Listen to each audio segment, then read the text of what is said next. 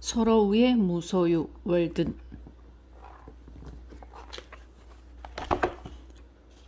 제14부 전에 살던 사람들과 겨울 손님들. 세찬 눈보라가 거듭되던 날씨가 지나간 뒤 나는 난로가에서 저녁 식사를 즐기곤 했다. 밖에는 눈발이 거칠게 휘날리고 올빼미의 울음소리마저 멎었다. 몇 주 동안 난 나무를 베어 썰매에 실어 마을로 나르는 사람들 외에는 누구도 만나지 못했다. 그러던 중 자연의 힘에 이끌려 깊은 숲속의 얼음길로 들어섰다. 내가 한번 밟고 지나간 곳은 바람에 흩날린 떡갈나무 잎들로 뒤덮였다. 쌓인 나뭇잎을 내리쬐는 햇볕에 눈이 녹아서 길은 걷기 좋았고 그 나뭇잎들은 길을 또렷이 드러내어 밤길을 안내해 주었다. 사람을 만나기 어려워진 나는 전에 숲에서 지내던 사람들을 떠올리며 그들을 친구로 삼았다. 마을 사람들 대부분은 내 집 근처 길에 예전에는 사람들의 수다와 웃음소리가 울려 퍼졌고 여기저기 작은 화단과 집들이 숲에 둘러싸여 있었다고 기억한다.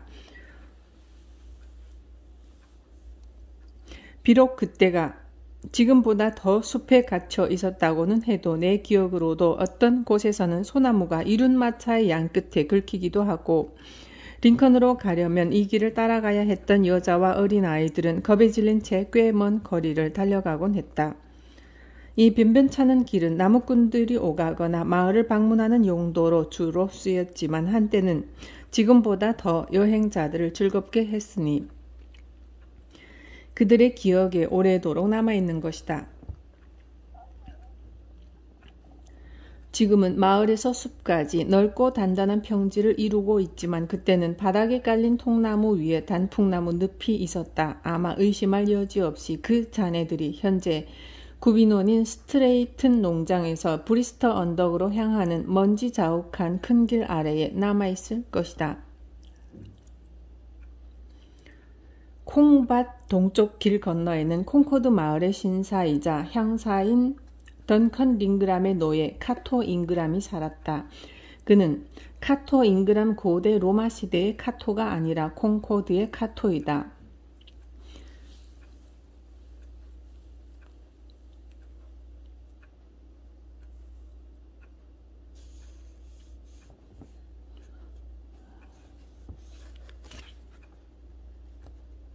그는 기니 출신 흑인이라고 했다. 그가 나이가 들면 유용해질 작은 밭이 호두나무 사이에 있었던 것을 몇몇 사람들은 기억한다. 그러나 결국 그보다 더 젊고 더 창백한 백인 투자자가 그 땅을 차지했다. 허나 그 또한 지금은 마찬가지로 작고 좁은 집에 살고 있다. 칸토의 반쯤 묻힌 지하실은 지금도 그대로인데 소나무 가장자리에 가려져 있어 행인들은 거의 눈치채지 못한다. 지금 그곳은 매끈한 온나무와 연중 가장 일찍 피어나는 종인 미역쥐로 가득하다.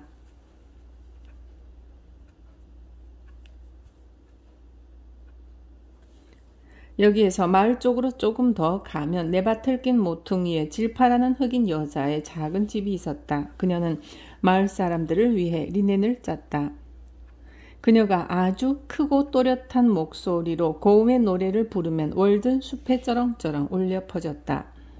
1812년 전쟁 때 그 여자가 집을 비운 사이 가석방된 영국 군인이 그 집에 불을 지르는 바람에 개, 고양이, 닭들이 모두 불에 타 죽었다.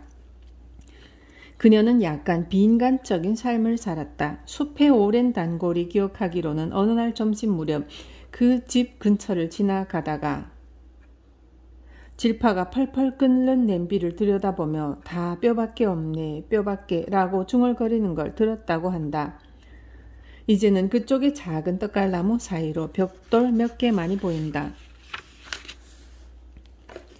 길을 따라 오른쪽으로 내려가면 브리스터 힐의 브리스터 프리먼이라는 솜씨 좋은 흑인이 살았다. 그는 한때 시골 유지인 커밍스씨의 노예였다. 그 동네에는 브리스터가 심고 기른 사과나무들이 여전히 자라고 있다. 지금은 커다란 나무가 되었지만 그 나무에 열리는 사과는 여전히 거친 자연의 맛 그대로이다. 얼마 전 오래된 링컨 묘지 한켠에서 브리스터의 묘비명을 읽었다. 콩코드 전투에서 퇴각하다가 전사한 영국 척탄병들이 묻힌 이름 없는 무덤 옆에는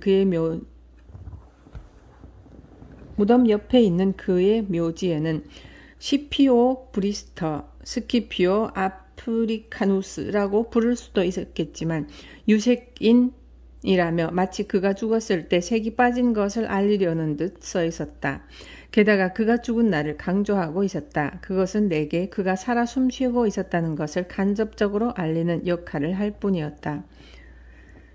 그는 펜더라는 이름을 가진 상냥한 부인과 살고 있었다. 그녀는 항상 기분 좋게 점을 쳐주었고 크고 둥글고 밤의 아이들보다 더 피부가 검은 여자였다. 그녀처럼 거무스름한 달이 콩코드에 뜬 적은 없었을 것이다. 언덕 왼편 숲의 낡은 길 쪽으로 더 내려가면 스트레이튼 가족 농가의 흔적이 남아있다. 한때는 브리스터 언덕을 모두 덮고 있던 과수원이 있었지만 지금은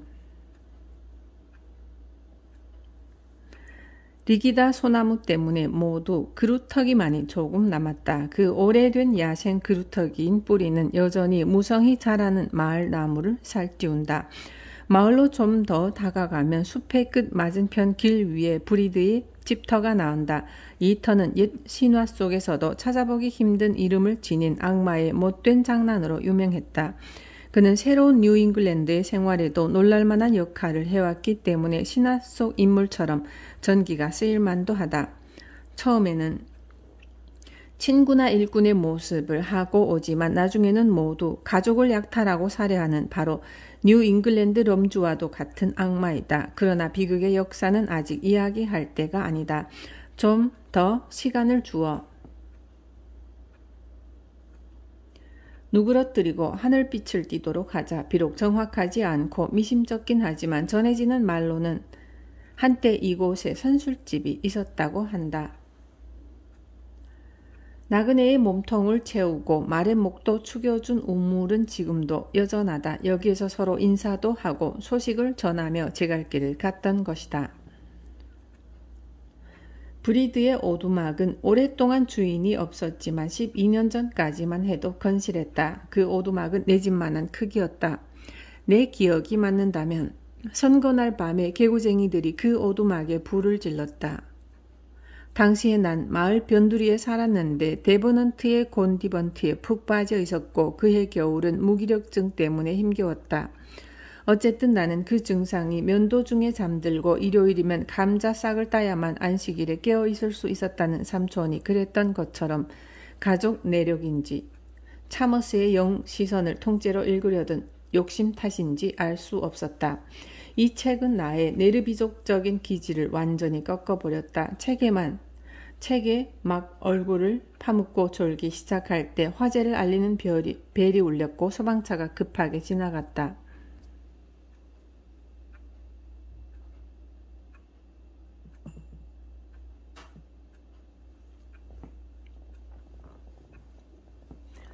그 앞으로 어른과 아이들이 몰려갔고 나는 시냇물을 가로질러 왔기 때문에 가장 선두에 있었다. 선두물이었던 우리는 숲 너머 최남단의 헛간이나 상점 그리고 집 등 그 모두가 함께 불타는 줄 알았다. 베이커스의 헛간이다 라고 누군가 외쳤고 다른 사람은 커드만의 집이야 라고 했다. 그때 지붕이 떨어져 불이 붙었는지 숲 위로 불꽃이 솟아올랐다. 우리는 콩코드에서 불을 끌어왔다고 소리쳤다. 마차가 사람을 가득 싣고 무서운 속도로 질주했다. 아마도 그 중엔 무슨 이유에서건 멀리 가야만 하는 보험회사 직원도 타고 있었을 것이다.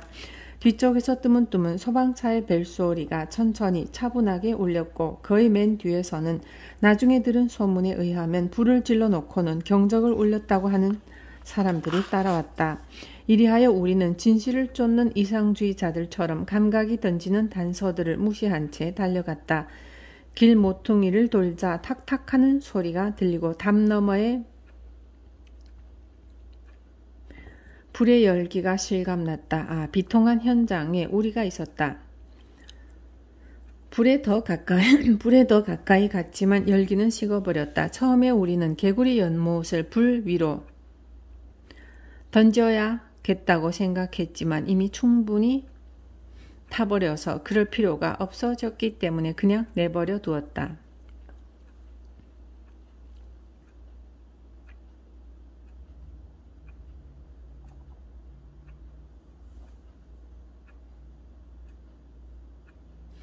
우리는 소방차 옆에 다닥다닥 붙어서서 슬픈 감정을 떠벌리기도 하고 바스컴 가게의 화재를 포함해 유명한 큰 화재에 대해 조용조용 이야기하기도 했다. 그 중에는 우리가 제때에 물통을 날랐다면 물이 가득 찬 개구리 연못이 옆에 있었더라면 지상 최후이자 최고의 위협적인 화재라도 또 하나의 홍수로 바꿀 수 있었을 것이라 생각하는 사람도 있었다.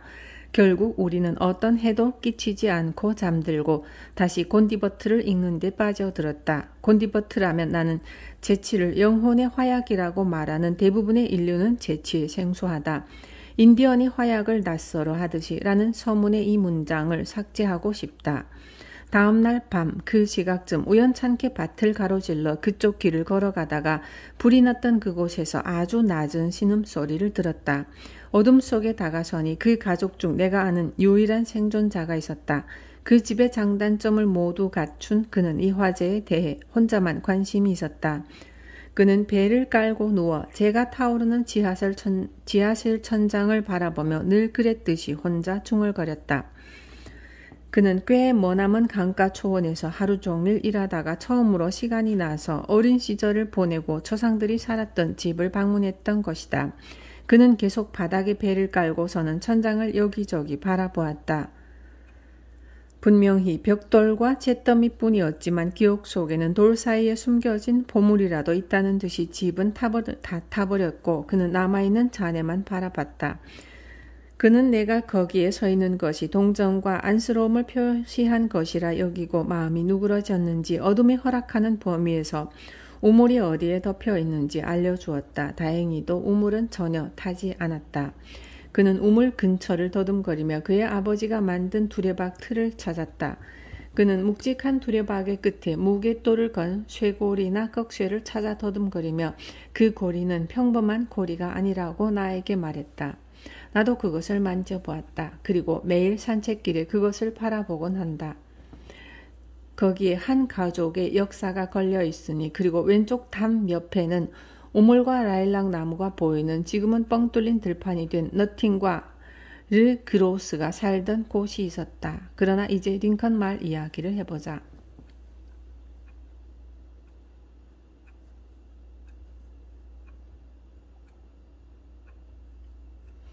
앞서 말한 어느 집보다 더 깊은 숲속 호수와 가까운 길에는 와이먼이라는 도공이 살면서 도자기를 만들어 팔았고 자손에게 그 일을 대물림해 주었다.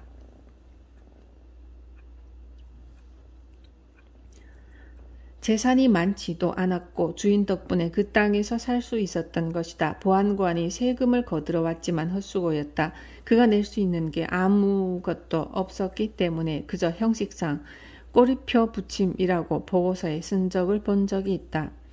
한여름의 어느 날 괭이질을 하고 있는데 도자기 더미를 시장에 가져가던 한 남자가 내 밭 앞에 말을 멈춰 세우더니 와이먼의 아들 안부를 물었다. 전에 그에게서 농로를 하나 샀다며 그가 어떻게 지내는지 궁금해하는 것이었다. 나는 성경에서 토기장이의 진흙과 농로에 대해 읽어보긴 했지만 내가 아주 예전부터 깨지지 않고 대물림 되어 온 도자기를 쓴 일 또는 조롱박 마냥 나무에서 자란 것을 쓴 적은 한 번도 없었다. 그래서 내 이웃에게서 이런 도자기 기술이 이어져 왔다는 사실을 알게 되어 흐뭇했다. 이 숲에서 나보다 먼저 살던 사람은 아일랜드 사람인 휴 코일. 코일이 감긴 느낌을 듬뿍 담아서 그의 이름을 적었다. 휴 코일이었는데 와이먼의 집에 살았고 사람들은 의뢰 그를 코일 대령이라고 불렀다. 그는 워덜2 전투에 참전한 구인이었다고 한다. 그가 살아있다면 그 전투에 대해 줄기차게 이야기했을 것이다. 이곳에서는 그는 도랑을 파는 일을 했다. 나폴레옹은 세인트 헬레나로 가고 코일은 월든으로 온 것이다. 나는 그에 대해 비극적인 사실만을 알고 있었다. 그는 인생 경험이 많은 만큼 예의 바른 사람이었고 분명하고 정중한 언어를 구사했다. 그는 몸이 떨리는 정신착란증에 시달려 한여름에도 두꺼운 코트를 입었고 얼굴은 항상 짙고 빨갛게 달아올라 있었다. 그는 내가 숲에 오고 나서 얼마 안 되어 브리스터 언덕 기슭의 길에서 죽었기 때문에 이웃으로서의 기억은 없다. 그의 집은 무너지기 전까지 친구들에게 불길한 집이라 불리며 꺼려졌지만 나는 그곳에 들른 적이 있다. 그의 높은 나무 침대 위에는 헌옷이 마치 사람이냐 구겨져 놓여 있었다. 샘가에 물그릇이 깨져 있듯 난로가에는 그의 담뱃대가 부러진 채 놓여 있었고 그것이 그의 죽음을 의미할 수는 없었다. 그가 내게 말했듯 그가 브리스터 샘에 대해 들어본 적은 있어도 직접 보지는 못했다고 했기 때문이다. 바닥에는 다이아몬드 킹, 스페이드 킹, 하트 킹 카드가 얼룩진 채 널브러져 있었으며 옆방에는 집주인도 잡을 수 없었던 칠흑처럼 검은 닭 한 마리가 여우를 기다리듯 울지도 않고 여전히 잠든 채였다. 뒤쪽에는 테두리가 불분명한 채소밭이 있었다. 지금 추수할 시기인데도 불구하고 몸이 심각하게 떨린 탓인지 괭이질을 하고 씨를 뿌린 후에는 한 번도 거두지 않은 것 같았다. 채소밭은 로마 허브와 도깨비 바늘로 무성했고 도깨비 바늘의 열매가 내 옷에 들러붙어 있었다. 집 뒷뜰에는 그의 마지막 전투였던 워덜투 전쟁의 전리품인 마멋 유의 가죽이 널브러져 있었다. 그러나 털모자나 장갑은 그에게 아무런 소용이 없다. 지금은 돌로 뒤덮인 지하실 땅에 눌린 자국만의 그의 집의 흔적을 말해주고 있다. 볕이 잘 드는 그 풀밭에는 딸기와 산딸기, 나무딸기, 개암나무 수풀과 온나무가 자라고 굴뚝이 있던 구석에는 몇몇 리기다 소나무와 옹이가 많은 떡갈나무 그리고 달콤한 향내가 나는 검은 자작나무가 현관의 섬돌이 있던 자리에서 흔들리고 있다. 가끔 샘물이 나오는 곳에서 우물의 흔적도 보였지만 지금은 말라 비틀어져 눈물조차 나오지 않는 풀만이 남아있다. 그 집안의 마지막 세대가 떠날 때 훗날까지 숨겨두기 위해 이 잔디 아래 평평한 돌로 깊게 묻힌 것도 있다. 우물을 숨기다니 이 얼마나 슬픈 일인가.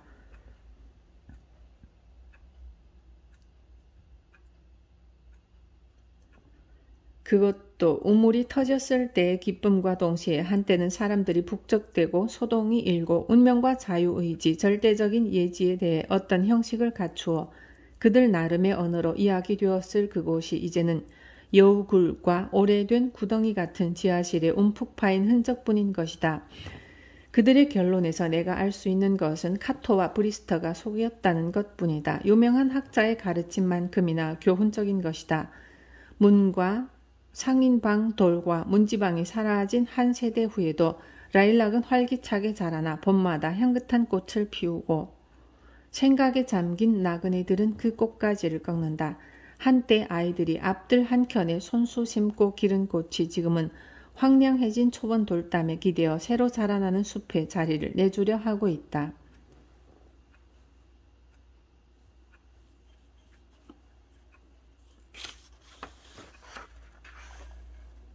그것이 그 가족 중 유일한 생존자이다. 햇볕에 그을린 아이들은 집 앞 그늘에 심어두고 매일 물을 주곤 했던 그저 2장의 새싹에 불과했던 미약한 나뭇가지가 스스로 뿌리를 내려 그늘을 만들던 집과 어른들의 과수원과 채소밭보다 더 오래 살아남을 줄은 몰랐을 것이다. 그리고 그들이 자라서 죽고 나서 반세기가 지난 후 첫 봄에 그랬듯이 꽃을 피우고 향을 뿜어내어 외로운 방랑자에게 자신들의 이야기를 희미하게 남아 이야기할 줄도 몰랐을 것이다. 나는 부드럽고 정중한 그 라일락 그리고 생명력 넘치는 그 색의 눈길을 빼앗긴다. 무엇보다도 더 싹틀 수 있었을 이 작은 마을은 콩코드가 여전한데도 왜 사라지고 말았을까? 자연의 선물인 물이 없었던 것일까? 과연? 그렇다. 이 깊은 월든 호수와 차가운 브리스터 샘이 끝없이 마시고 물을 끌어다 쓸 수 있는 특권을 선사했는데도 불구하고 사람들은 그 물을 제대로 사용하지 않고 술이나 만들어 버리고 만 것이다. 그들은 대개가 술꾼들이었다.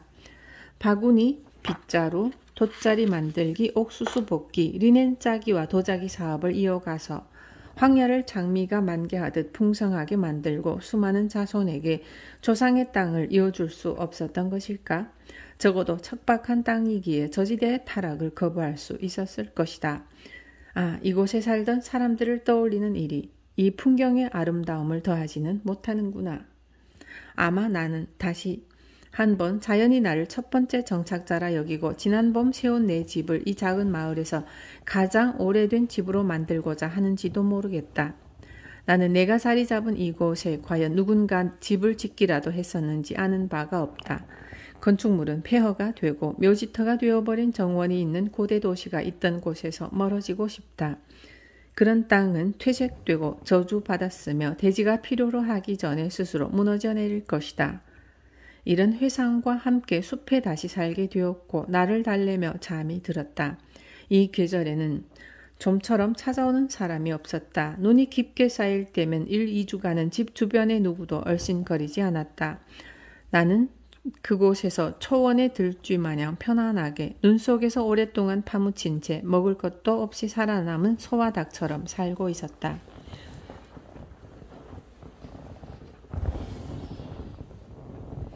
(1717년) 폭설 때 완전히 파묻혔지만 눈보라 속에서도 굴뚝구멍 덕분에 살아나 결국 인디언에게 발견되어 온 가족이 생명을 구했다는 서튼 마을의 초기 정착자 가족처럼 살고 있었다. 그러나 내 존재를 신경 쓰는 인디언은 없었다. 그럴 필요도 없는 것이 집주인인 내가 집에 있었기 때문이다. 대폭설, 그 눈발은 얼마나 활기찬 소리인가. 폭설이 내릴 때면 농부들은 수레를 끌고 숲이나 늪에 갈 수 없었고 각자 집 앞에 있는 가로수를 잘라야만 했다. 그리고 나무 껍질이 더 딱딱해지면 늪지에 있는 땅에서 10피트 높이의 나무를 베야 했다. 이 깊은 눈 속에서 반마일 정도 떨어진 큰 길에서 집으로 오는 길은 이리저리 점선으로 이루어진 그것도 아주 큰 간격으로 만들어진 선이라고 할 수 있다. 평온한 날씨가 한 주 동안 이어지자 나는 같은 거리의 길을 같은 발걸음수로 마치 양갓길을 이용해 잰 것처럼 정확하게 오갔다. 따분한 겨울의 일상 때문에 우리는 이런 짓까지 하게 되는 것이다. 대부분 내 발자국은 하늘의 파란 빛으로 채워졌으나 어떤 굳은 날씨 속에서도 산책이나 외출을 막을 수는 없었다. 너도밤 나무와 루테아 자작나무 또는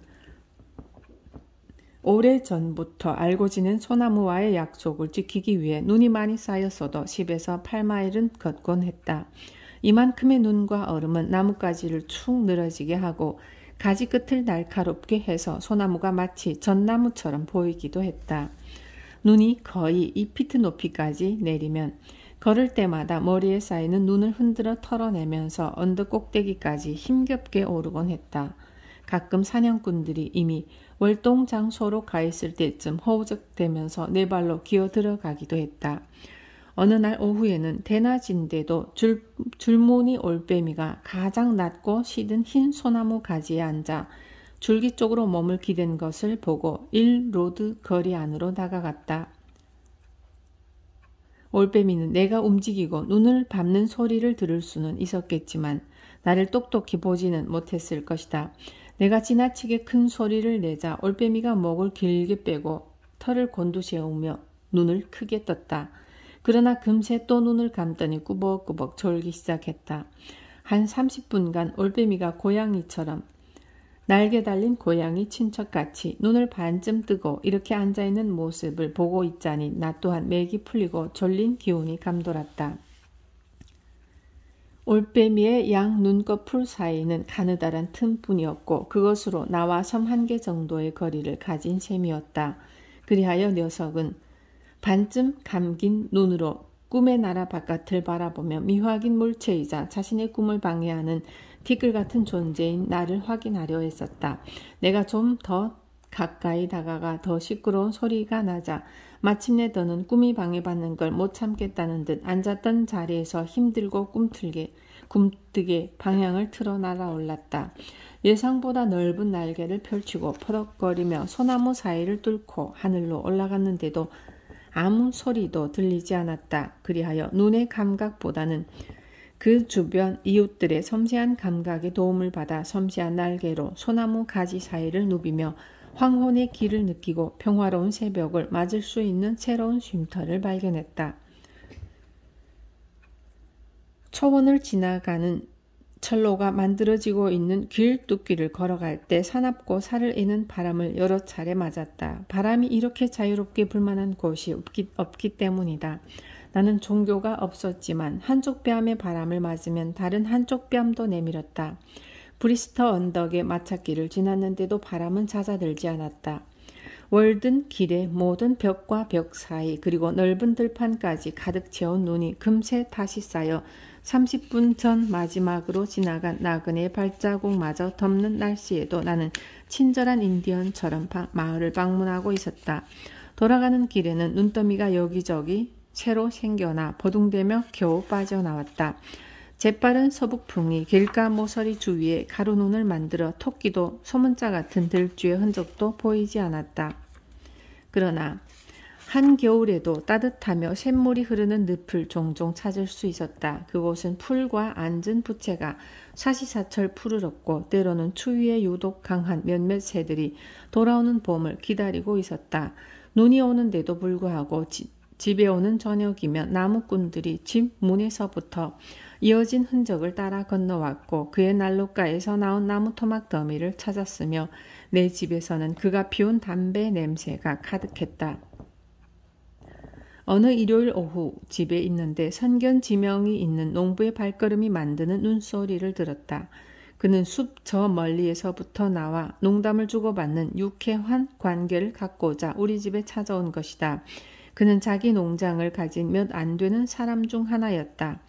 교수 가운 대신 헐렁한 작업복을 걸치고 헛간의 앞마당에서 퇴비덩어리를 끌어내듯 교회나 국가로부터 교훈을 끌어낼 준비를 갖춘 사람이었다. 우리는 찬바람이 쬐는 날씨에 큰 불을 둘러싸고 맑은 정신으로 거칠고 단순했던 옛 시절에 대해 얘기했다. 후식이 다 떨어지면 똘똘한 다람쥐들이 오래전부터 버려놓은 많은 밤들로 우리의 이가 단단한지 시험했다. 대폭설과 가장 끔찍한 폭풍우를 뚫고서 가장 멀리서 집을 방문한 사람은 시인이었다. 농부와 사냥꾼, 군인과 기자, 심지어 철학자도 기세가 꺾이기 마련이지만 그 무엇도 시인을 꺾을 순 없었다. 시인은 순수한 사랑에 의해 움직이기 때문이다. 누가 그의 움직임을 예측할까? 그는 일 때문에 항상 불려다니며 심지어 의사가 잘 때에도 그렇다. 우리는 떠들썩하게 웃으며 작은 집을 흔들었고 진지하고 숱한 대화를 나누며 그 속삭임을 울려 퍼지도록 월든 계곡이 선사한 긴 침묵에 보답했다. 여기에 비하면 브로드웨이는 고요하고 황량했다. 적당한 간격으로 일종의 웃음의 인사가 전해지고 그것은 가장 끝에 언급된 농담 때문이기도 이제 막 나오려는 농담 때문이기도 했다. 우리는 철학자에게 필요한 명쾌한 두뇌가 모여 흘러나올 법한 장점을 섞은 한 접시의 오트밀을 사이에 두고 새롭고도 다양한 인생 이론을 만들었다. 호수 생활에서 보낸 마지막 겨울 무렵 마을로 나를 찾아온 또 한 사람을 잊을 수 없다. 한 번은 그가 어둠 속에서 비와 바람을 뚫고 나무 사이에 램프 불빛이 보일 때까지 걸어와 긴 겨울밤을 함께 보냈다. 최후의 철학자 중 한 명인 그는 처음에는 직접 만든 생산품을 팔았고 나중에는 그의 말을 빌리자면 지식을 팔았다고 한다. 그는 여전히 그것들을 팔면서 신을 기만하고 사람에게 치욕을 안기며 파말이 익어가듯 자신의 지식이 열매 맺기만을 기다리고 있다. 나는 이 사람이 세상 그 누구보다도 신념이 강하다고 생각한다. 그의 언행과 태도는 언제나 남들이 이미 익숙한 것보다 더 높은 단계의 그 무엇을 생각한다. 아마도 시대가 바뀌어도 끝까지 실망하지 않을 사람이다. 그는 현재의 모험을 기대하지 않는다. 지금은 비록 인정받지 못하지만 그의 날이 오면 어느 누구도 예상치 못했던 법이 힘을 갖고 가장과 주권자들이 그에게 조언을 구하러 올 것이다. 평안을 보지 못하는 자는 눈이 먼 것이 아닌가. 그는 인간의 진정한 벗이자 인간의 진보를 위한 유일한 친구이다. 강인한 인내와 믿음이 만든 인체에 새겨진 신의 형상, 흉하고 기울어진 기념비의 신을 알리려는 늙은 불멸의 인간 아니면 불멸의 인간이랄까이다. 그의 호의적인 지성은 아이들과 거지, 정신 이상자와 학자들 모두를 포용하고 그 모두의 생각을 확장하고 고아하게 다듬어 마음에 품는다. 나는 그가 세계의 큰 길 위에 전 세계의 학자들이 묵을 수 있는 여관을 만들어 모든 사람 초대 단 비인간적인 부분은 제외함. 온화한 마음과 여유를 구하고 옳은 길을 진정으로 찾는 사람만 환영이라고 쓰인 간판을 걸어야만 한다고 생각한다. 그는 내가 아는 한 가장 올곧은 정신을 지녔고 늘 변함없으며 언제나 내일이나 항상 동일하다. 한때 우리는 세상을 뒤로 한 채 산책하며 대화를 나누었다. 그는 무엇에도 얽매이지 않은 자유의 몸으로 태어났기 때문이다. 어느 길을 택해도 그가 풍경의 아름다움을 더해주는 이상 하늘과 땅은 맞닿은 것처럼 보였다. 이 푸른 옷을 입은 자에게 가장 어울리는 지붕은 그의 청명함을 비추는 아치 모양의 무궁한 하늘이다. 나는 그가 죽을 것 같지가 않다. 자연은 결코 그를 놓아주지 못하리라. 우리는 잘 말린 사색의 지붕너를 몇 개 갖고 앉아 조금씩 깎으며 우리의 칼날이 예리하다는 사실을 확인하고 호박 소나무의 노랗고 또렷한 결에 감탄했다. 우리는 조심스레 물을 건너고 성실하게 부드럽게 노를 저었기에 사상의 물고기는 물의 흐름이나 뚝에 앉은 낚시꾼에게 놀라지 않았다. 마치 서쪽 하늘을 떠다니는 구름처럼 그리고 가끔씩 나타났다 사라지는 진주족의 구름처럼 유유하게 오갔다. 우리는 신화를 고치기도 하고 우화를 여기저기 손보기도 했으며 허공에 성을 지었다. 땅에는 그럴 만한 자리가 없으므로 위대한 관찰자, 위대한 예언자, 그와 대화를 나누는 시간은 뉴잉글랜드의 천일야화였다. 은둔자와 철학자 그리고 전에 언급했던 옛 정착자, 이 세 사람의 대화로 내 작은 집은 늘어나고 뒤틀렸다. 1인치마다 얼마나 많은 무게가 더해졌는지 차마 말할 수 없지만 집의 이음새가 벌어지는 바람에 계속해서 물이 새는 걸 막기 위해 숱한 지루함을 사용해 그곳을 막아야 했지만 이미 그만한 일에 필요한 만큼의 지루함은 충분히 모아놓았다.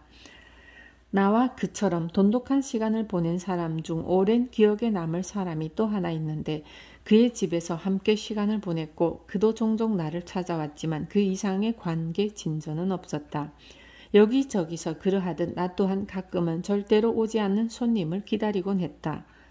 비슈누 프라나는 집주인이라면 저녁 때쯤엔 안마당에서 소젖을 짜는 시간만큼 또는 마음이 내킨다면 더 오랫동안이라도 손님을 기다리고 있어야 한다고 했다. 나는 종종 암소 한 무리의 젖을 짤 만큼 오랫동안 이 환대의 의무를 수행했지만 끝내 그 손님은 오지 않았다.